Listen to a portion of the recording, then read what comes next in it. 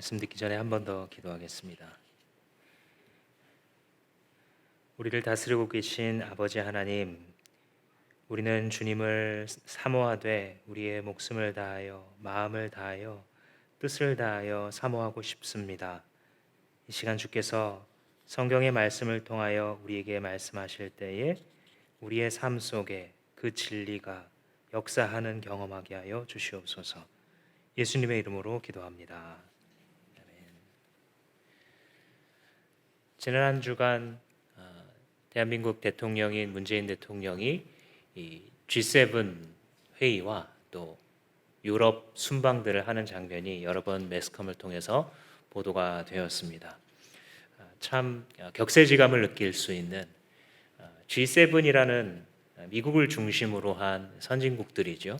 이 회의에 많은 나라들이 참여해 오는 것을 우리들은 구경해 오다가 이제는 뭐 사실상 말이 G7이고 우리가 초청국이었지, 사실 많은 나라들은 대한민국을 저 정도로 이제는 취급하는, 여러모로 볼 때 그런 나라가 되었구나라는 것을 볼 수 있는 자리였기 때문입니다. 몇 가지 좀 인상적인 장면이 있었는데 그 중에 하나는 이 오스트리아에서 이렇게 초청을 해서 정상회담을 하는 장면이었는데, 한국과 오스트리아가 국교를 맺은 지가 130년이 넘었다고 하는데 최초로 그 나라에 대한민국 수장이 방문한 그런 일로 기록되었다고 합니다. 그 자리에서 한 기자가 질문을 합니다. 한국은 코로나 대응의 세계 챔피언인데 그런 방역에 있어서 우리 오스트리아가 배워야 할 점이 있다면 말해달라. 거기에 이렇게 답하는 것이었습니다. 제일 중요한 것은 방역과 예방 접종은 의료 전문가들의 의견을 존중해야 되고 정치가 그것을 좌지우지해서는 안 된다. 두 번째, 국민들의 협조가 결정적이다. 우리나라도 마스크를 국민들이 써주지 않았더라면 아무 소용 없었을 것이다. 세 번째, ICT 기술을 적극적으로 활용하지만 또한 동시에 개인정보가 최소한으로만 사용되고 보호될 수 있어야 된다. 그 일에 있어서 많은 적용의 지혜가 필요하다. 이렇게 답을 하는 것이었습니다. 여러 가지로 좀 신선했는데 하나는 우리 스스로 볼 때는 이 방역에 관한 여러 말들도 많이 있고 또 실제로도 우리가 코로나의 이 영향을 아직도 답답하게 느끼고 있기 때문에 그런 장면을 바라보면서 어찌 보면 세계의 많은 나라들은 우리 내부에 있는 우리 사람들이 느끼는 것과 달리 굉장히 앞서가는 나라로, 굉장히 방역을 성공적으로 한 나라로 이미 보고 있구나라는 점이었습니다. 그런데 우리 대통령이 답변한 그 세 가지 원칙을 우리 국민들 가운데에 잘 모르는 사람이 있을까요?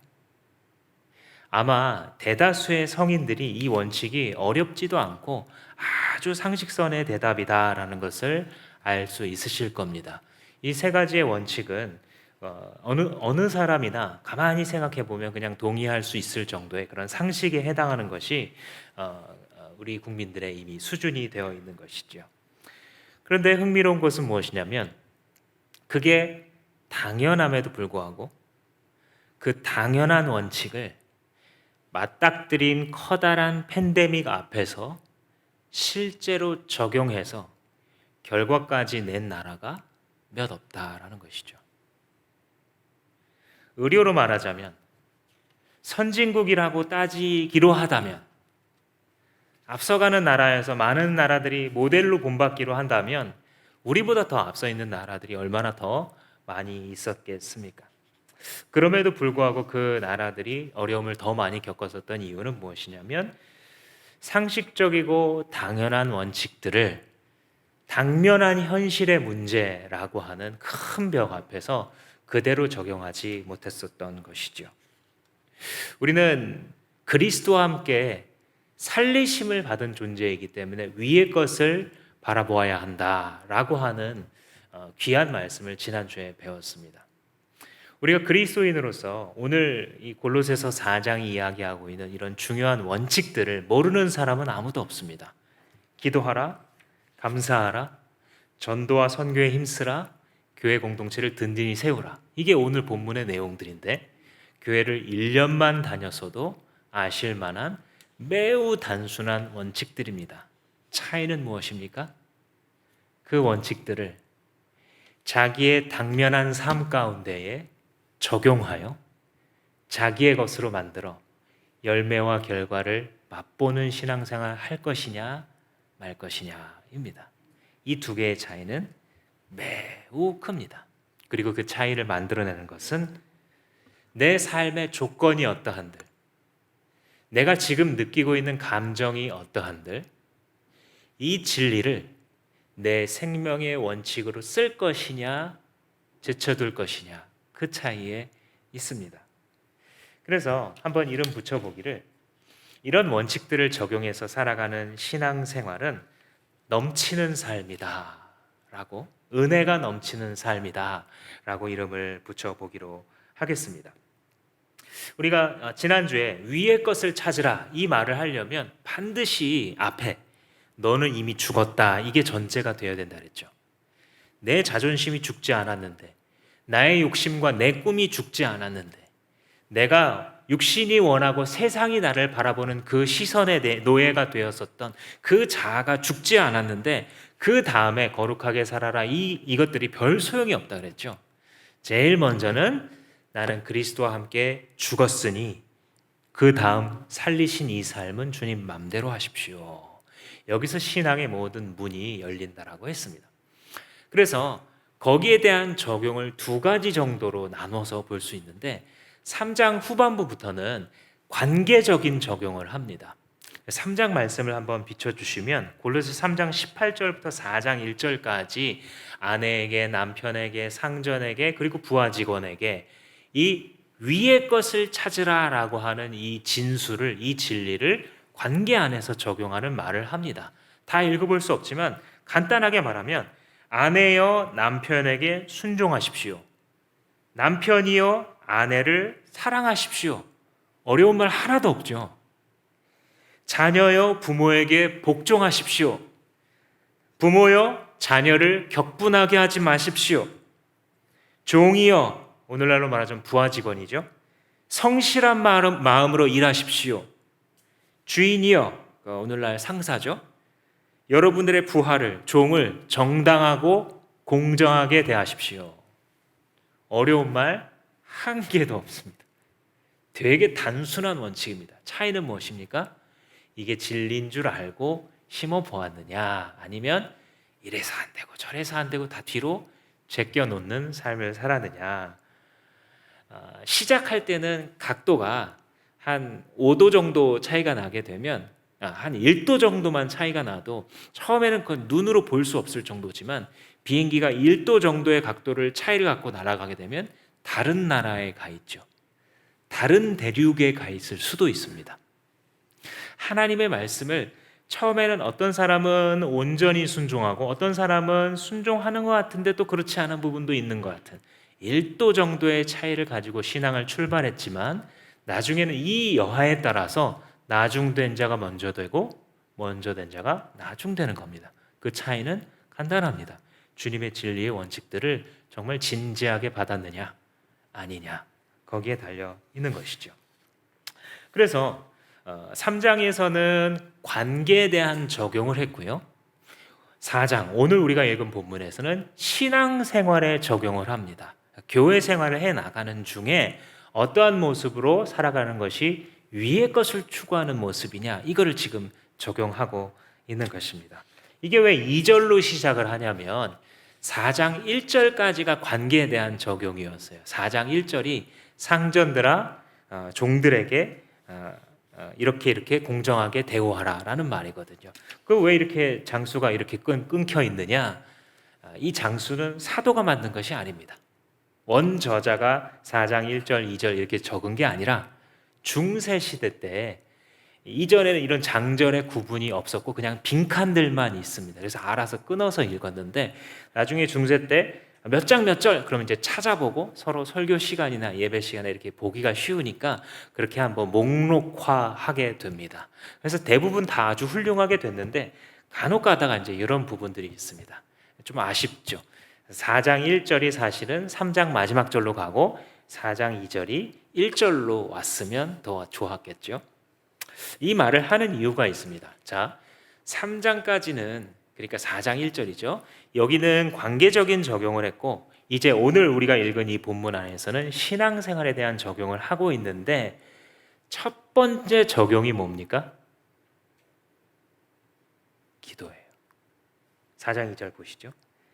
기도에 힘을 쓰십시오. 단순하죠.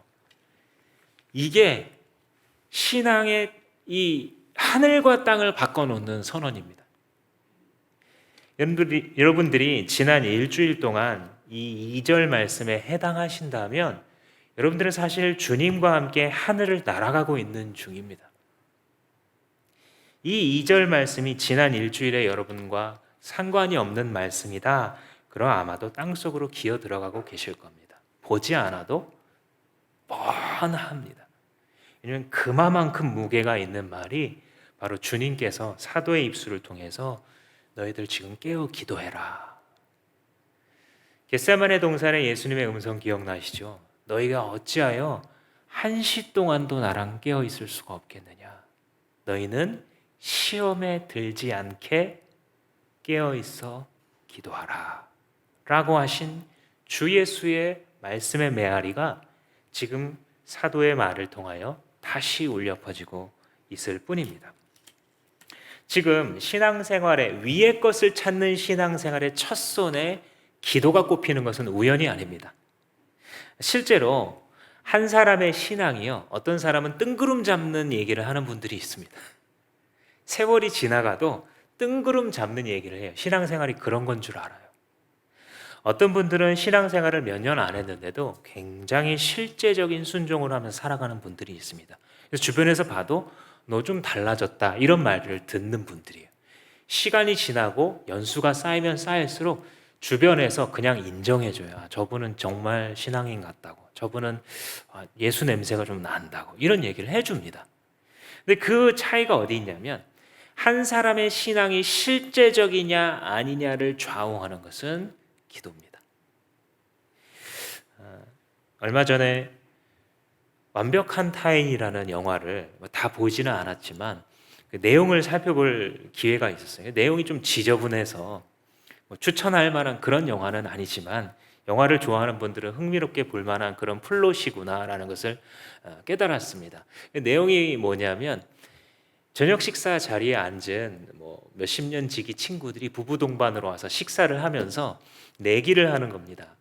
게임을 하는 겁니다. 폰을 다 앞에다가 이렇게 내놓고 식사를 하는 동안 오는 문자, 이메일, 통화 내용을 전부에게 이제 공개를 하는 거예요.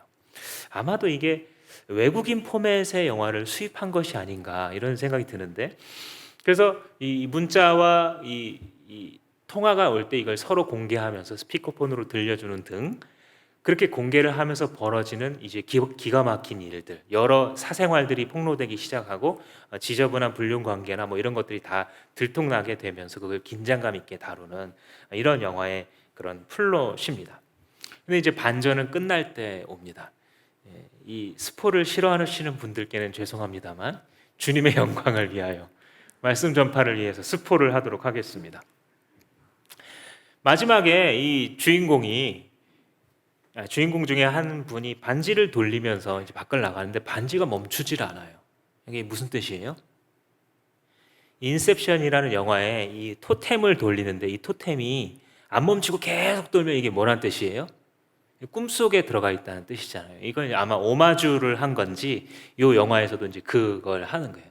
그러니까 계속 돌고 있다는 건 뭐냐면 지금까지 계속 보여줬던 게 다 상상이었다라는 거예요. 그래서 이제 해석을 덧붙여 보자면 뭐냐면 실제로는 그 게임을 하지 않았어요, 이 사람들이. 그런데 그 게임을 했더라면 사실 멀쩡해 보이는 무슨 의사, 멀쩡해 보이는 무슨 변호사, 이런 아주 근사한 사람들이 모여서 하는 좋은 친구들의 모임이 사실은 각자의 이러한 어두움을 숨기고 살아가고 있는 사람, 그것이 인간 군상이고 그 사람의 진짜 모습을 아무도 모르기에 40년 지기 친구도 같이 사는 부부도 모르는 존재들이기 때문에 완벽한 타인이다. 아마 이런 이름을 지은 것 같습니다. 그러니까 그 영상에서 계속 그 영화에서 보여주는 이 모든 것들은 실제가 아니라 다 상상인 것이죠. 기도하지 않는 신앙생활이라는 거, 그런 건 허구인 겁니다. 상상신앙하는 거예요. 상상 연애한다 그러잖아요. 좋아하는 이상형인 사람을 딱 마주쳤는데 그 사람과 내가 가서 고백을 할까 말까. 고백을 하게 돼서 저 사람이 만약에 받아주면 사귀기 시작하고 그러면은 나중에 결혼을 하게 될 텐데 집은 어디다 짓고 자녀는 셋을 낳아야지. 만난 순간에 상상 연애를 한다고 우리 젊은이들이 요즘에 얘기를 하는데, 기도하지 않는 신앙은 상상 신앙생활이지 진짜 당신의 삶에 뭐가 일어나고 있는 게 아니에요. 좋은 말씀을 들으면, 좋은 교회를 다니면 내가 좋은 사람인 것처럼 착각해요. 절대 그렇지 않아요. 예수의 12 제자 가운데도 지옥 간 자가 있어요. 주 앞에 엎드려 기도로 순복하지 않는다면 우리의 신앙은 허구에 불과한 것입니다. 사람들이 아무리 인정해 줘도 속지 마세요. 스스로 아무리 교만하고 싶은, 교만할 만한 그런 거리들이 내게 있다 할지라도 속지 마세요. 오직 주님과의 나 사이에서 결정되는 겁니다. 아까 우리 조 집사님이 간증하는 중에 경청의 방 이야기가 나왔는데, 이건 이제 새로운 삶을 훈련하면서 기도라는 것이 투웨이다, 양방향이다. 내가 주님께 드리는 것이 있지만 반드시 주께 들으려고 해야 된다. 왜냐하면 순종하기 위해서, 철저하게 낮아지기 위해서 경청의 방이라고 부르는데, 바로 그렇게 기도를 할 때 주님께서 내게 말씀하시는 것이 내가 그 다음날 아침에 행할 일들이 되는 것이고, 그 다음날 아침에 행했을 때에 그 저녁 때 돌아와서 가만히 자기 전에 기도하다 보면 하나님께서 이미 이루고 계신 게 실마리가 발견이 되는 거예요. 이게 한 일주일쯤 지나면 목장 모임을 하는데 간증을 안 할 수가 없는 거예요. 이 목장 모임을 하다 보면 목장 모임이 좋아지고 건강해진다는 것을 언제 알 수 있냐면, 맨날 똑같은 삶을 나누는 게 이상하다 퀘스천을 마크를 붙이던 사람들이 나 간증할 거 있다고, 나 간증할 거 있다고, 나 그런데 지난번에 이거 기도 제목 냈었는데, 이렇게 이게 계속 반복이 되고 그 주기가 짧아져서 이제 일주일 주기가 됩니다. 이번 목장 모임 때 나 이거 얘기해야지. 목장 모임 시작하지 않았는데 벌써 캐치가 돼요. 왜냐하면 하나님이 만지셨기 때문에, 내 삶을 이미 터치하셨어요. 우리는 이걸 사모해야 돼요. 첫 손에 꼽는 기도에 힘을 쓰십시오 라는 말은요, 힘을 써야만 기도할 수 있다라는 말이기도 합니다. 그 사모함을 가지시고 여러분 기도하는 것을 힘쓰십시오. 가정을 가지신 분은요, 가정 앞에 선포하세요. 특히 남편 되신 여러분, 영적인 주도권을 이런 데서 발휘하는 겁니다. 뭐 먹자, 어디로 이사 갈자, 이런 건 좀 양보해도 되는데요, 우리 기도합시다. 여보 이리 와 보세요. 얘들아, 아빠가 하나님께 한 가지 결단했는데 우리 같이 이거 좀 할까? 여름을 맞으면서 각 목장에서 선포하십시오. 우리 이렇게 같이 기도하자고. 요즘 이제 건강을 챙기는 분들이 많아서 헬스장 가서 막 러닝머신도 뛰고 이 바벨도 들잖아요. 처음에 제가 이 바벨을 들 때 보니까 옆에다가 무게를 안 끼우고 빈 막대기를 들게 하는 거예요. 왜 그러나 했더니 자세를 잘 잡아야 된다. 자세를 잡고 나서야 10kg, 20kg 이렇게 이제 끼우면서 할 수 있게 되는데, 이 기도라는 것이 하나님 앞에서 하는 것이지만 사단의 많은 방해가 있고, 그동안 아래 것을 쳐다보면서 막 살아갔었던 삶이 오래되었기 때문에 힘이 들어요. 근데 반대로 생각하면 힘이 들어야 잘하는 거죠. 근육이라는 것이 그 빈막대기 계속 들었다 놨다 아무리 100번 1000번을 해도 생기지 않는 것처럼, 그런데 자기가 조금 하면 한 5번 정도 들면 근육이 지칠 정도의 무게를 하게 되면 그 다음에 근육이 살짝 상하면서, 그죠? 48시간 동안 이걸 회복하면서 뇌가 명령하는 거죠. 너 근육이 더 있어야겠다. 더 무겁고 여기 자꾸 다치는 거 보니까 더 있어야겠다 하고 이제 근육이 몸이 스스로 알고 더 늘리는 것처럼 우리가 기도가 잘 안 된다고 생각하시는 분일수록 사실은 버티면서 근육을 만들어야 되는구나 이런 생각하시면 됩니다. 딱 맞습니다. 내가 그동안 기도를 안 한 지가 오래됐으면 혹은 예수님을 믿었지만 기도하는 게 뭔지를 배우지 못했으면요. 처음에 잘 배우세요. 누구로부터? 목자님한테 배우세요. 목자님은요. 잘 모르겠으면 저한테 물어보세요. 도와달라고. 그리고 같이 기도해 주실 거예요. 분명히 같이 그러면 내가 같이 기도하겠습니다. 그래서 어떤 약속을 해서 같이 기도를 할 수도 있고 그러다 보면 점점 더 기도가 늘어나는 것이죠. 이게 바로 기도에 힘을 쓰라라는 말입니다. 두 번째로 넘어가기 전에 그래서 이 기도에 힘을 쓰는 것이 개인적으로도 그렇고 공동체적으로도 필요한 거예요. 목장 안에서나 또한 교회적으로. 우리 교회는 시작할 때 수요 기도회를 시작하게 되었는데 아마 기억하시는 분들이 있으실 텐데 이게 제가 시작하려고 시작한 게 아닙니다.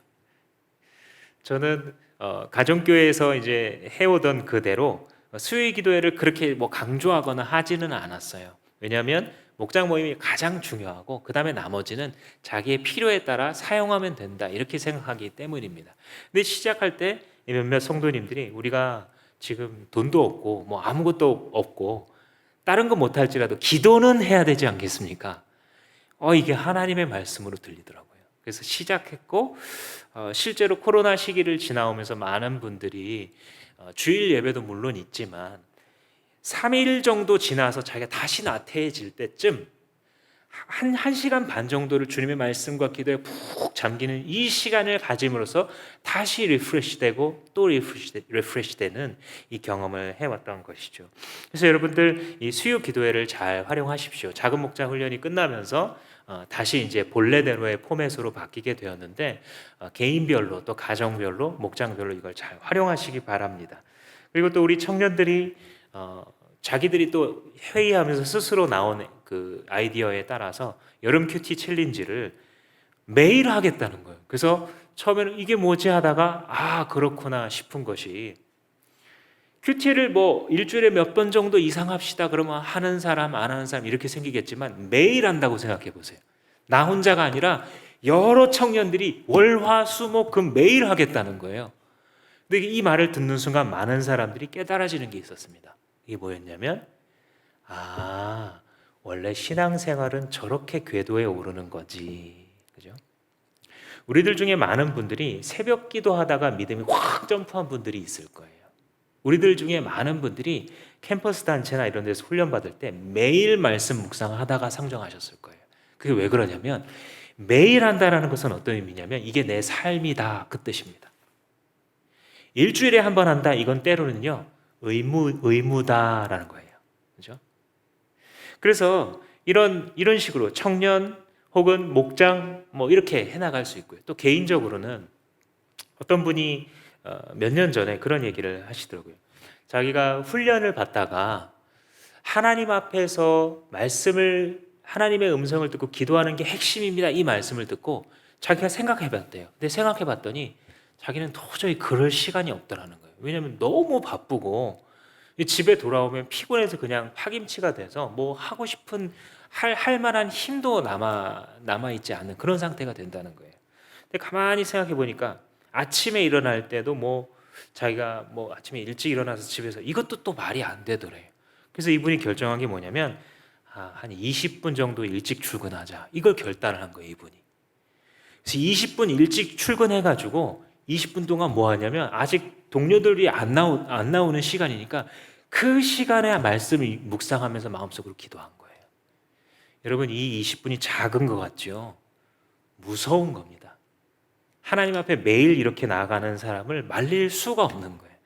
그 사람은 아마 하나님의 말씀을 묵상하는 것과 교회의 신앙생활과 일터의 삶이 점점 더 넓은 도로로 연결되는 빠른 속도로 이 영적인 승리가 진행되는 그런 삶을 겪으시게 될 거예요. 또 어떤 분들은 나는 몇 시 이후로는 인터넷 끊어서 가족들 다 못 쓰게 만들고 그리고 그 몇 시 이후에는 말씀과 기도만 할 수 있다, 독서만 할 수 있다, 이렇게 했다는 분을 제가 만난 적도 있는데 참 지혜로운 적용들이에요. 우리가 말씀을 들었을 때 여러분 반드시 결단하세요.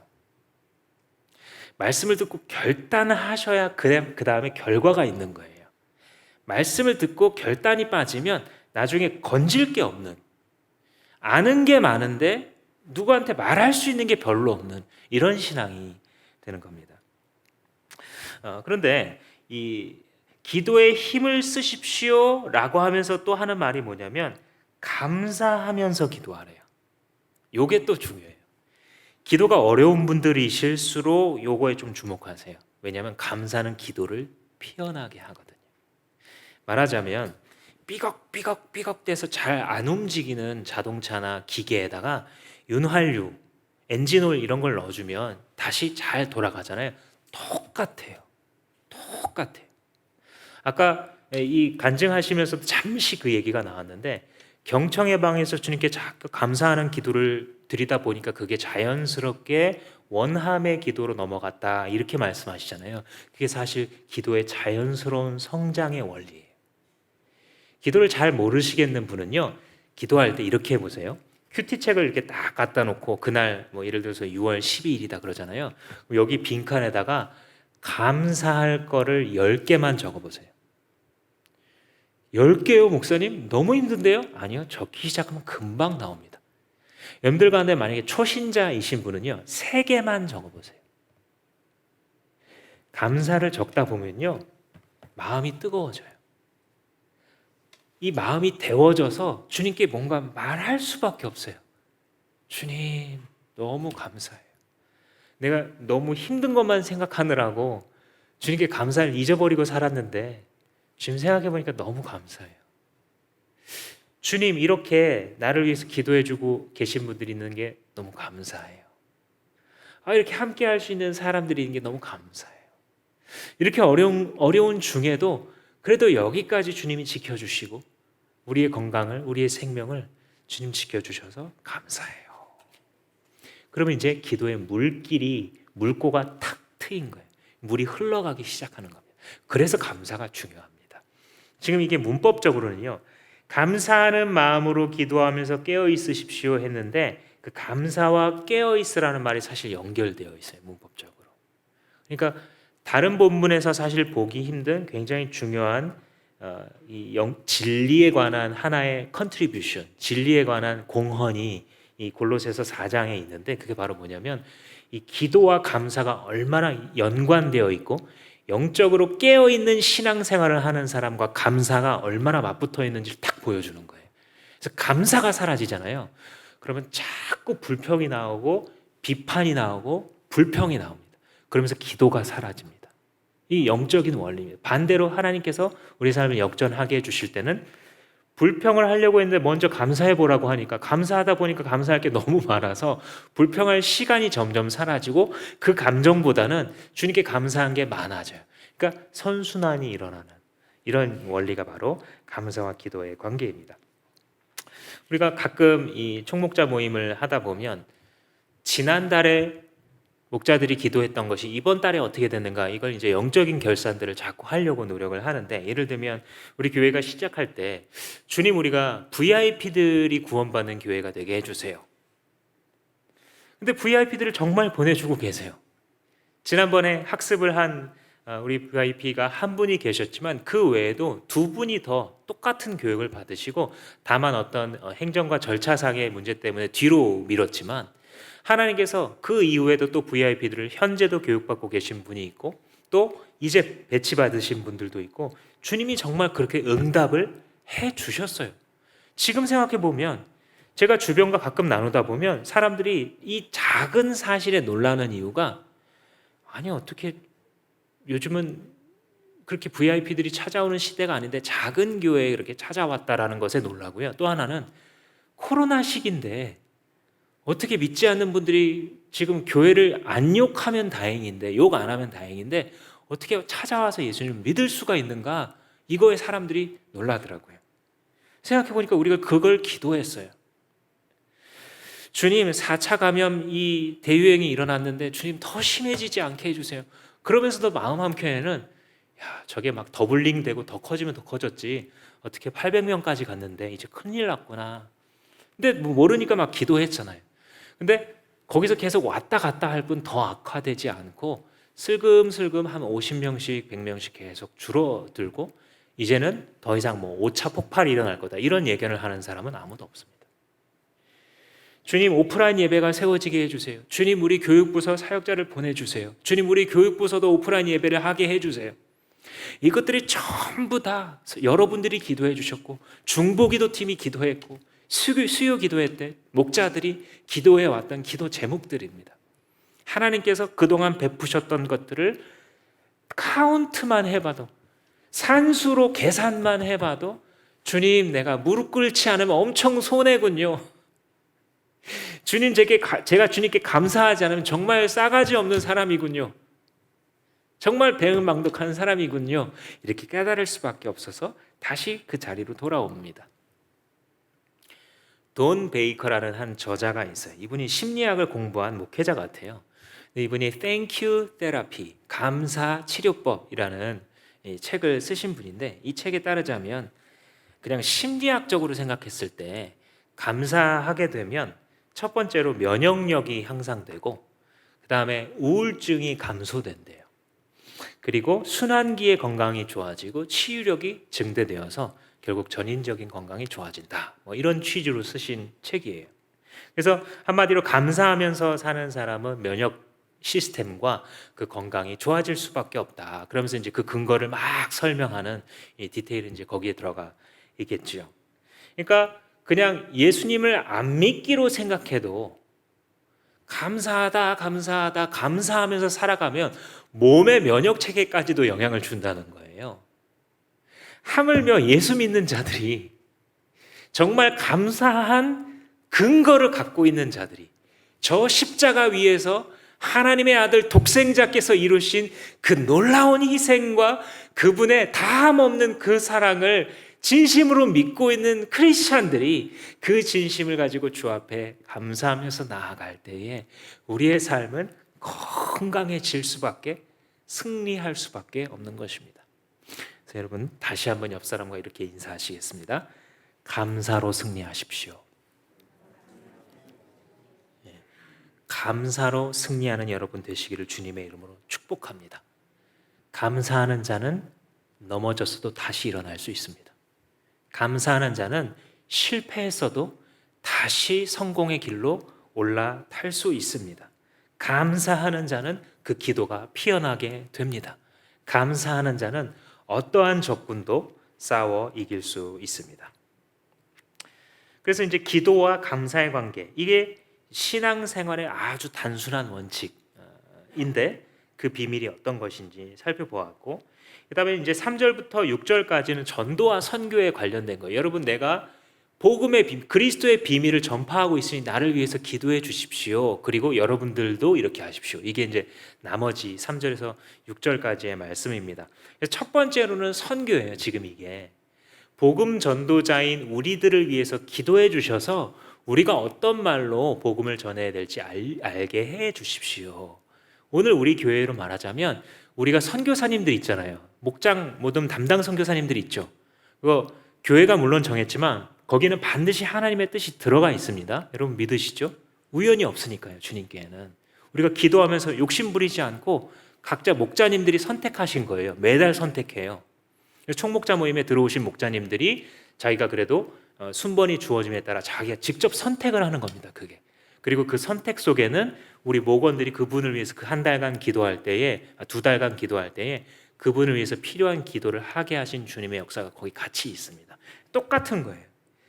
하나님께서 전도의 문을 열어주시고 우리가 그 비밀을 밝히 잘 알릴 수 있도록 우리를 위해서 기도해 주십시오. 그러니까 오늘날도 각 민족과 열방에게 나아가서 복음을 전하게 하는 일이 우리의 그 기도로서 우리 선교사님과 선교단체들이 세워질 때에 그 일이 이루어지는 것입니다. 근데 그러면서 또 동시에 5절 말씀에 보시면 외부 사람들에게는 지혜롭게 대하고 기회를 선용하십시오 이런 말을 해요. 이 말은 뭐냐면 이제 전도의 영역인 거예요. 여러분들이 외부 사람들을 대할 때, 그러니까 교회 바깥 사람들을 대할 때는 이렇게 지혜롭게 하십시오. 이게 이제 무슨 영역입니까? 전도의 영역이에요. 그래서 선교와 전도가 연결돼 있어요. 그리고 선교와 전도가 앞에 뭐와 연결돼 있어요? 기도와 연결돼 있어요.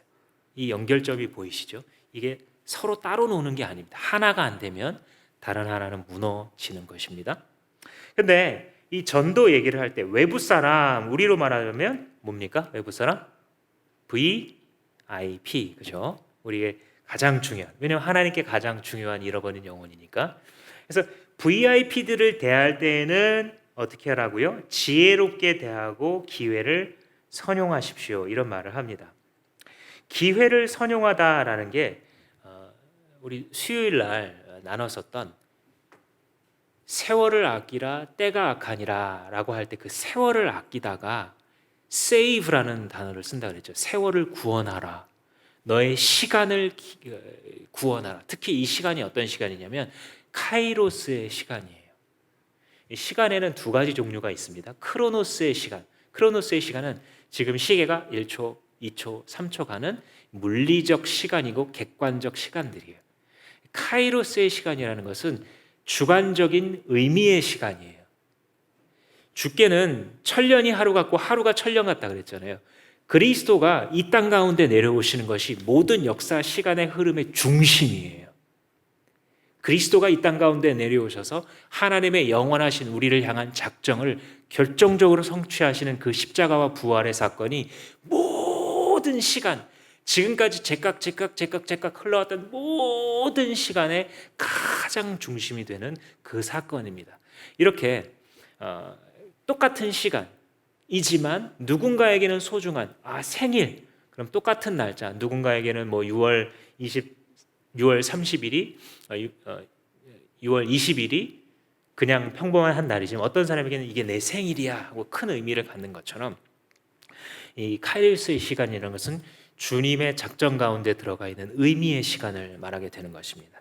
근데 이 세월을 아끼라 혹은 오늘 말한 이 기회를 선용하라라는 이게 바로 카이로스의 시간으로 표현이 되어 있습니다. 단어 자체가. 그러니까 너희들은 VIP들을 만날 때 주님께서 주시는 카이로스의 시간을 기대하고 있어라 이 뜻입니다. 우연이 없으신 자기의 잃어버린 양들을 찾기 원하시는 아버지는 이렇게 많은 사람들을 동시에 사용하시면서 각자에 맞는 삶의 환경, 그들의 일터와 가정의 삶을 통하여서 누군가를 만나게 하시는데, 교회 외부 사람들이 그 VIP를 만나게 하시는데, 일은 일대로 하면서 또 가정에서 자녀는 자녀대로 돌보면서 그러나 그 사람들에게 하나님의 뜻을 행하시는 이 놀라운 기적을 주님이 행하고 계세요. 그런데 우리가 눈을 떠서 우리가 기도하면서 그걸 카이로스의 시간을 기다리고 있지 않으면 그 기회가 찾아오는데도 우물쭈물하다 그냥 지나가는 거예요. 제가 최근에 이 가정 친지 가운데 장례식이 나서 찾아가서 이 친척들을 오랜만에 만난 일이 있었습니다. 근데 그 중에는 정말 한 15년 만에 만난 친척도 있고 거의 20년 다 돼서 처음 본 그런 사촌도 있었습니다. 근데 제가 가서 이 사람 저 사람하고 얘기를 하고 있으니까 이제 저희 아내는 잘 모르는 친척들이니까 좀 뻘쭘하게 앉아 있었던 모양이에요. 그래서 조금 힘든 것 같아서 왜 힘들었냐는 얘기를 들어보니까 자기는 모르는 사람들 사이에 있는데 자기를 가만히 놔두고 제가 계속 다른 사람들 찾아다니면서 자기만 전도하고 다니더라는 거예요. 그래서 이제 저희 아버지도 같이 오셨는데 저희 아버지는 어르신들 전도한다고 돌아다니고 있고 아들인 정진명 목사는 이 젊은이들 전도한다고 돌아다니고 있더라는 거예요. 근데 그 얘기를 아내가 해주는데 제가 뭔가 깨달아지는 게 있었어요. 왜냐하면 제가 원래 그렇지 않았거든요. 원래 그렇지 않았어요. 물론 15년, 20년 전에도 목회자인 건 맞았는데요. 그렇게 살지 않았다고요. 오히려 제가 똑똑히 기억나는 게 뭐냐면 그런 자리가 굉장히 부담됐어요. 어떻게 해야 되지? 뭔가 내가 크리스찬이고 또 목회자인데 이런 데서 또 뭔가 해야 될 것 같은데 괜히 또 했다가 실수만 하면 예수님 욕망 먹게 해드리고 그러면 아예 모른 척하는 게 주님께 주님의 영광에 마이너스가 안 되겠지. 이런 여러 가지 고민 속에 결국 그냥 시간 쑥 지나가 버리는, 이게 대부분의 경험이었어요. 제가 친척들을 만날 때. 어렵잖아요, 여러분. 그런데 제 안에 그 말을 듣고 가만히 생각해 보니까 어떤 초점이 생겼냐면, 하나님의 궁극적 소원. 그렇죠? 지난번에도 나눴죠. 뭐였습니까? 두 가지. 하나님의 궁극적인 하나님의 꿈. 잃어버리신 영혼들을 구원하는 영혼 구원과 그런 구원받은 자들로 그리스도의 몸을 세우는 교회 공동체를 든든하게 세우는 이 두 가지가 주님의 궁극적 소원이라 그랬잖아요. 거기에 제가 어느덧 동의하면서 살아가고 있는 것 같아요. 그래서 이렇게 바라봤더니 그동안 살아왔던 삶의 결과로 내가 쟤랑 얘기하면 지금 당장 교회를 데리고 가, 그건 아니지만 일단 얘기하고 차 한잔 마시다 보면 하나님 뭔가 기회를 주실 수 있어. 이걸 제가 경험으로 알고 있는 거예요. 이전에는 누가 만나서 전도를 한다 그러면 막 전략을 짜면서 막 이렇게 하면서 막 덜덜 떨리는 가운데 했는데, 지금도 물론 긴장이 됩니다. 뭔가 대화하다가 그분에게 조금이라도 예수님 쪽으로 이렇게 하려고 하면 마치 물건을 팔려고 사람을 만난 어떤 영업사원처럼 이게 떨리는 마음이 마음속에 있어요. 그런데 경험으로 알고 있는 것은 무엇이냐면, 내가 나 자신의 교만을 내려놓고 기도하는 마음으로 대화하다 보면 반드시 어떤 순간이 탁 찾아와요. 그 순간에 주님께서 주시는 마음과 말을 가지고 진실되게 말을 건네면 이게 그 사람을 터치하는 경우가 굉장히 많더라고요. 그래서 나중에 알게 돼요. 몇 년이 지난 다음에 그 사람이 그때 그 말을 듣고 뭔가 영향을 받았구나를 나중에 얘기를 해주더라고요. 그래서 이제 제가 급한 거예요. 저 교회 잘 다니던 녀석이 왜 교회 안 다니고 있지? 저 분명히 믿는 집안이었는데 왜 집안 전체가 지금 저러고 있지? 그래서 하나님 뭔가 사용하실 수 있지 않습니까? 하면서 대화를 해봤는데 아니나 다를까 정말 그랬어요. 저희 목장 식구들은 알고 계시지만 제가 계속 기도 제목을 내면서 적용을 해가면서 어떻게 하면 저 분들이 주님께로 올 수 있을까, 이런 생각을 하고 있습니다. 이게 뭐예요? 외인들을 대할 때에는 지혜롭게 대하고 기회, 주님 주시는 카이로스의 시간을 기다리고 있으라는 거예요. 주님 앞에서 기다리면서 살아가는 자들은 이런 기회를 계속해서 잡게 됩니다. 반대로 주님께 의지하지 않으면요, 아무 소용이 없어요. 주님이 하시지 않으면요, 여러분들 가족 전도를 하려고 노력하신 분들은 아마 다 아실 거예요. 얼마나 어려운지. 부모님을 전도한다는 게요, 마치 산을 들어서 일로 옮기는 것 같아요. 정말 생각해보면 이게 되게 이상하기도 한 게, 부모님이 날 그렇게 사랑하시잖아요. 진자리 마른자리 다 내가 원하는 거 다 해줄 것 같은데 이거 하나만은 안 해줘요. 뭐요? 교회 같이 가자는 걸 안 들어줘요. 예수 같이 믿자는 거 안 해줘요. 참 신기하죠. 자식들 너무 이뻐가지고 물고 빨고, 어렸을 때는 데리고 가면 데리고 가지는 대로. 그런데 딱 그 시기만 지나가잖아요. 초등학교만 딱 벗어나면 내 자식인데도 내 마음대로 얘 신앙생활을 하게 할 수가 있어요, 없어요? 거의 없어지는 순간이 반드시 찾아옵니다. 그래서 어렸을 때가 중요한 거예요. 그래서 어렸을 때 세뇌 교육이라고 욕을 먹건 말건, 아니 예수의 사랑으로 세뇌될 수 있으면 그렇게 해야죠. 그죠? 예수의 진리로 쩔일 수 있으면 쩔여야죠. 그래야 사는데, 주님의 말씀으로 어렸을 때부터 해야 되는 이유가 나중에 그 순간이 찾아왔을 때 뭔가 생각이 나야 돌아오더라도 돌아올 수 있는 것이기 때문에, 뭔가 예배를 그리워하더라도 그래야 그리워할 수 있기 때문에. 그런데 그 시기가 지나가면 아무리 사람이 노력을 해도 마음대로 되지 않는, 그게 사람의 마음이에요. 3절 말씀에 그래서 주님 뭐라 그러시냐면, 또 하나님께서 전도의 문을 우리에게 열어주시도록 기도해달라고.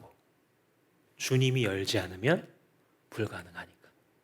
그래서 다시 한번 전도와 선교의 얘기를 하면서 다시 기도로 돌아갈 수밖에 없게 되는 것입니다. 그러면서 6절 말씀에 말이 참 중요하다, 이 얘기를 해요. 여러분의 말은 소금으로 맛을 내어 언제나 은혜가 넘쳐야 합니다. 어렸을 때 할머니가 저한테 사골국을 끓여주셨는데 저는 도대체 이걸 무슨 맛으로 먹는지, 이 허여멀건한 뭐 아주 막 매콤한 것도 아니고 달콤한 것도 아닌 이 국을 왜 먹는지, 더군다나 뭐 뭘 뼈를 오래 끓였다길래 근데 할머니가 너 소금 안 넣었지 그러시더라고요. 소금을 넣어주시고 이렇게 섞어가지고 아이 보나마나 맛없어 하고 먹는데 고소함이 이전에는 분명히 전에 한 숟갈 먹어봤을 때 못 느꼈었던 그 맛과 풍미가 다 살아나는 거예요. 왜요? 소금이 이제 들어갔거든요. 소금이 되게 신기한 것 같아요. 간만 맞춰지고 그 맛있어지는 그 정도가 아니라 다른 뭐 고소한 맛, 기름진 맛, 다른 것들도 다 살려줘요. 그 간이 딱 맞는다는 게, 그죠? 우리가 외인들을 대할 때, 신앙생활을 할 때 맛을 내어주는 게 뭐냐면 은혜가 머무는 거. 여기 보시면 언제나 은혜가 넘쳐나야 합니다, 이 말을 하잖아요. 우리의 삶에 은혜가 머물고 있으면 우리의 삶 자체가 맛이 나요.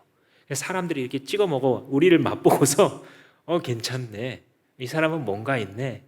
그래서 이런 사람이 그래도 누구누구 씨도 교회 한번 가보시라고 그러면 이 말이 남는 거예요. 우리 교회도 그렇게 오신 분이 있어요. 자기 직장 상사가 저분 좋은 분인 것 같긴 하다 이렇게 지나가는데 뭐 직장이라는 게 항상 잘해줄 수 있습니까? 그러다가 또 뭐 마음 안 좋아지기도 하고 그런 일이 항상 있는 곳이 직장인데도 불구하고 그 말이 남더래요. 누구누구 씨도 교회 가보라고. 이런 분이 여러 분 있어요. 지금 이미 우리 교회에도. 그러니까 은혜가 넘치는 삶이라는 것은 맛이 있어서 누군가에게 영향을 주고 복음이 달려갈 길을 예비하게 하는 것입니다. 그 은혜라는 것은 다른 게 아니라 하나님을 인정하는 겁니다. 자, 한번 따라해 보시겠습니다. 하나님을 인정한다. 여러분들 하나님을 인정한다, 이 선포를 늘 하세요. 왜냐하면 사람은 늘 자기를 드러내고 싶어 하거든요. 성공한 뒤에 하나님께 영광을 돌립니다 하면서도 자기가 이렇게 해가지고 이렇게 됐다고 그렇게 말하고 싶어지는 게 인간인데, 그러나 그럼에도 불구하고 내가 아니라 하나님이 하셨습니다, 습관처럼 자꾸 이렇게 말하기 시작할 때 그 은혜가 더 맛있어져요. 더 은혜다워집니다. 그리고 또 하나는 하나님의 은혜를 자꾸 의지하면 지혜가 생겨요. 그래서 이전에 생각하지 못했던 것들이 자꾸 떠오릅니다. 심지어 학생들이요, 공부할 때도 지혜가 생겨요. 저는 정말 목숨 걸고 간증할 수 있어요. 하나님의 은혜에 의지했을 때 얼마나 머리가 좋아지는지 그렇게 표현할 수밖에 없어요. 왜냐하면 잘 안 되던 언어가 되기 시작하고 안 외워졌던 것들이 외워지고 이해가 돼야만 암기할 수 있는 게 이해가 되기 시작하더라고요. 기도하면서 공부하니까. 목숨 걸고 간증할 수 있습니다. 하나님의 은혜에 의지하면 지혜로워져요. 실제로. 우리가 삶을 살아갈 때에도 하나님의 은혜가 머물도록 늘 기도해야 되는 이유가 바로 그것입니다. 그래서 6절 끝에 여러분은 각 사람에게 어떻게 대답해야 마땅한지 알아야 합니다. 이 말이 되게 무서운 말인 게, 각 사람이라는 게 사람은 진짜 여러 종류가 있잖아요. 사도 바울이 나중에 다른 본문에도 헬라인에게는 헬라인에게 맞게, 유대인에게는 유대인에게 맞게 막 이렇게 복음 전파했다 그러잖아요. 근데 그 지혜가 다 어디서 나왔겠어요? 하나님의 은혜를 의지할 때 그 지혜를 주신 거예요. 우리가 만나는 다양한 유형과 관계의 사람들도 마찬가지로 그런 은혜가 우리에게 필요한 것입니다. 한 가지 더 나누고 싶은 것은 교회 공동체를 세우는 것입니다. 12절 말씀을 보시면 여러분의 동양인이요 그리스도의 종인 에바브라가 여러분에게 문안합니다. 그는 여러분이 완전하게 되고 하나님의 모든 뜻에 확신을 가지고 서기를 기도하면서 늘 여러분을 위하여 애쓰고 있습니다. 아까 그 2절과 이 숨이 쌍관이죠. 기도하면서 애쓰고 있어요. 에바브라라는 교회 지도자가. 지도를 한번 보겠습니다. 에바브라가 어떤 사람이냐면 오늘날로 말하자면 저기 이제 터키 땅이죠. 저기에 글씨가 보이시는지 모르겠는데 골로새가 있고요. 그 왼쪽 바로 옆으로 라오디게아, 요한계시록에 나오는, 그리고 그 북쪽으로 보시면 히에라볼리, 거룩한 시티다, 히에라폴리스 되는 이 세 개의 도시가 루코스 골짜기라고 하는 이 골짜기 하나의 이 도시 세 개가 딱 있어요. 그리고 거기에 각각 교회들이 여러 개가 세워진 겁니다. 그런데 골로새 교회랑 이 세 곳은요, 사도 바울이 다녀간 적이 없어요. 사도 바울의 복음 선포를 듣고 회심한 에바브라가 전도한 지역들이에요. 특히 그 골로새는 아마도 에바브라가 개척했을 것이 거의 확실하고, 나머지 두 개는 개척했는지는 모르겠지만 아무튼 그가 목양하고 전도하고 있는 지역들입니다. 그러니까 그 에바브라가 자기가 찾아다니면서 VIP들을 만나면서 뭐 우리가 목장 모임 하듯이 그들도 집에서 모였으니까요. 집으로 데려와 가지고 먹이면서 말씀 가르치면서 했었던 그 결과로 있는 그 목원들을 위해서, 그 교회 공동체를 위해서 애쓰고 기도하고 있는 거예요. 그래서 좋은 공동체는 그래서 이 기도가 돌고 도는 겁니다. 그 여기 있는 이 목원들은 목자를 위해서 힘쓰고 애쓰고 기도하고요. 이 목자는 이 목원들을 위해서 계속 기도하는 거예요.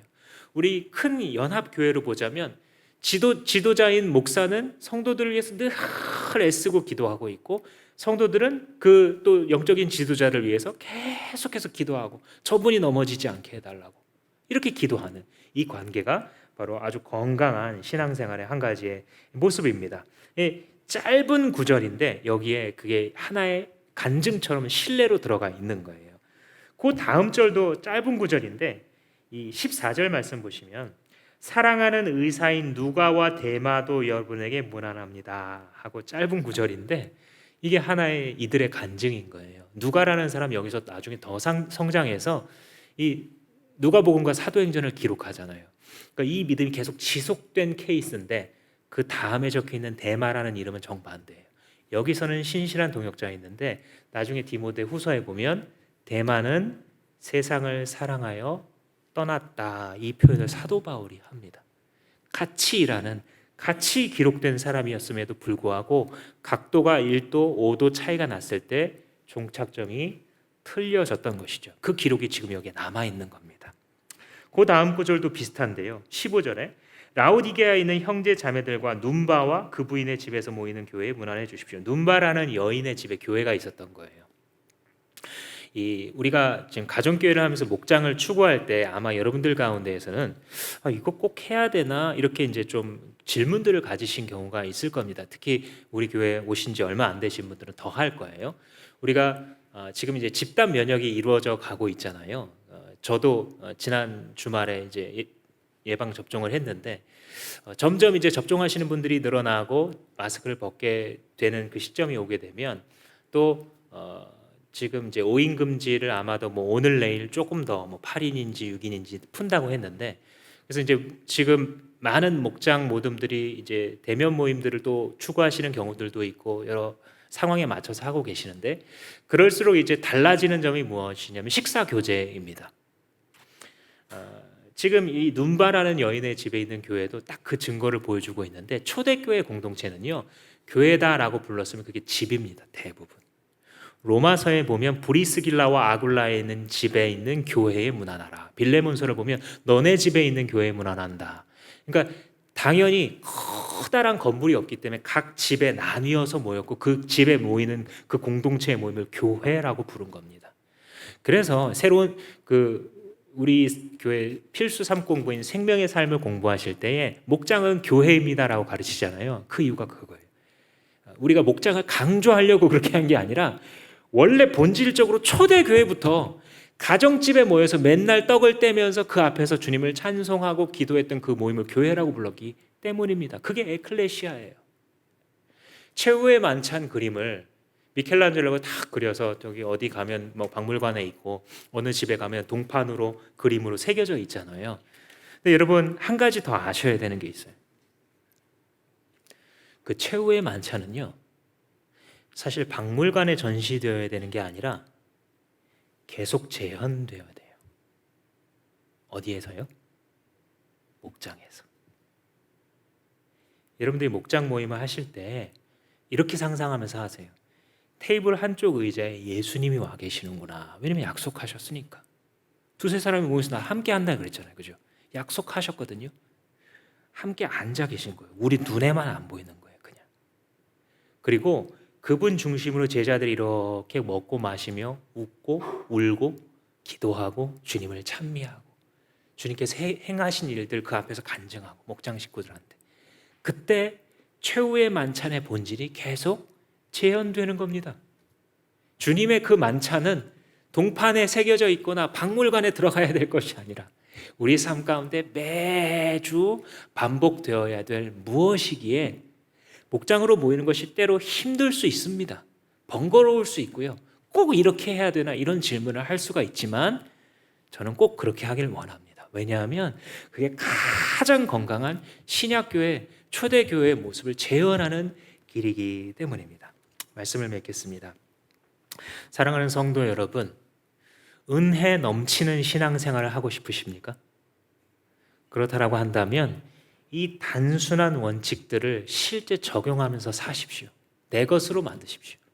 이 원칙들을 들은 자는 많으나 이것을 심어봄으로써 이 거대한 영적 팬데믹을 돌파하여 나갈 수 있는 자들은 어찌 보면 그렇게 많지 않을 것입니다. 이것을 기회로 삼아서 주님이 기도에 힘쓰라고 하셨어. 나는 이 여름을 기도의 시기로 보낼 거야. 나는 감사하면서 기도할 거야. 나는 주님께서 공동체 세우라 그러셨으니까 나는 세우기 위해서 내가 할 수 있는 것을 할 거야. 이렇게 단순한 그러나 힘 있는 진리의 원칙들을 적용할 때에 여기에 약속하고 있는 것들이 여러분들의 것이 되시기를 주님의 이름으로 축복합니다. 다 같이 기도하시겠습니다. 기도할 때 여러분 한 가지를 좀 결단하셨으면 좋겠습니다. 신앙생활은 결단입니다. 우리가 많은 말씀을 듣고 나서 은혜를 받지만 삶의 똑같은 수준으로 올라오지 않는 것은 많은 경우에 그 말씀에 합당한 하나님 앞에서의 순종의 결단을 구체적으로 하지 않았기 때문입니다. 여러분들 말씀을 듣고 은혜를 받은 것이 있을 때마다 하나님, 제가 작지만 이거부터 한번 해보겠습니다. 이런 결단을 꼭 하시기 바랍니다. 이 시간에도 주님 주신 도전 한 가지를 가지고 결단의 기도를 올려드립니다. 제가 뒤로 미루지 않고 기도하겠습니다. 새벽에 기도하겠습니다. 주여, 내 육신을 정복하겠습니다.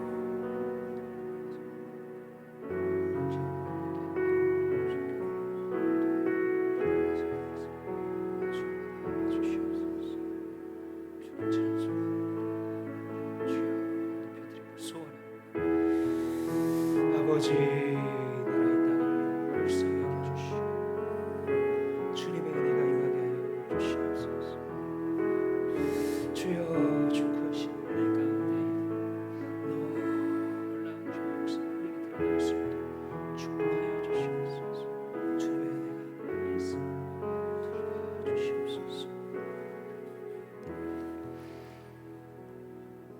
우리 모두의 아버지가 되시는 주님, 주님의 소원을 이루기 위하여 주님 남은 삶을 살아가기로 다시금 다짐합니다. 너희는 그리스도와 함께 죽었다가 다시 살리심을 받았으니 위의 것을 좇으라 말씀하시므로 주님 우리의 시선과 우리의 본질을 바꾸어 주셨습니다. 주님, 오늘 말씀을 통하여서도 주께서 말씀하시는 것처럼 기도에 힘쓰는 자들이 되겠습니다. 오 주여, 이 결심 앞에 성령의 충만함으로 부어주심으로 그 열매가 무엇인지, 그것이 얼마나 아름답고 맛있고 영광스러운 것인지 다 맛보는 우리 주마음교회 성도들 되게 축복하여 주시옵소서. 예수님의 이름으로 기도합니다. 아멘.